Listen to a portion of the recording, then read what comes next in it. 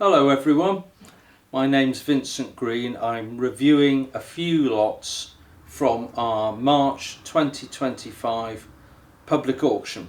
It's actually running over 4 days. It's a huge auction, and it's actually running from the 26th to the 29th.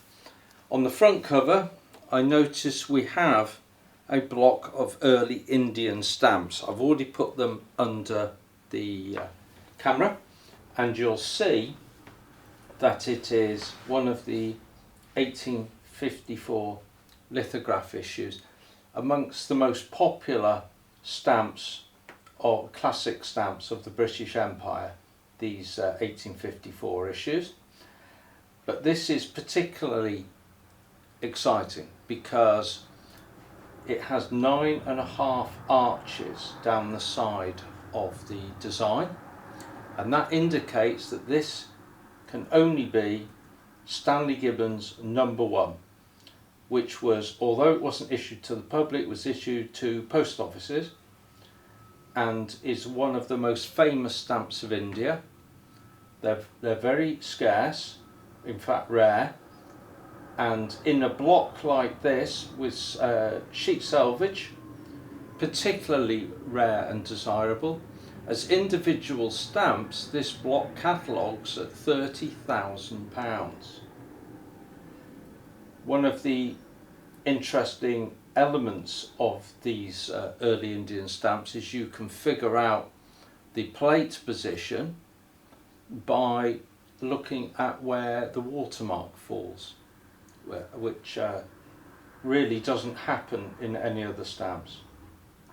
Custom and practice of over 100 years dictates that although this wasn't issued to the public, it's accepted as the first stamp of India proper, rather than the Sindor, which was more locally issued. This is the first stamp of India, and what a wonderful thing. Well, I have another block in front of me here. This is lot 961. The India stamp is 1290, and incidentally we have a estimate range of 15,000 to 20,000, I think, on that stamp. This is a block of Nauru seahorses. It's the Waterloo 10-shilling indigo stamp, overprinted Nauru, but each of these stamps also has an albino overprint. Albino overprints can really cause people trouble who aren't used to looking for them, so I'll just show you how I like to look at them. Because this is mint and makes life very easy, you find a strong light source and shine the light along the gum, and you will see the impressions of 2 overprints, but you look at the front and you can only see 1. There's your albino, one struck in ink, one struck without ink. I'll put this under the camera. There we go. 1 block of Nauru seahorses stamps.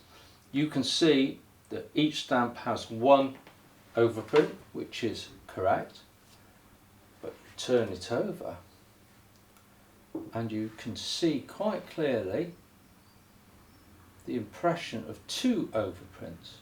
It's the same on every stamp. You might be able to see a very light hand stamp from the British Philatelic Museum archive.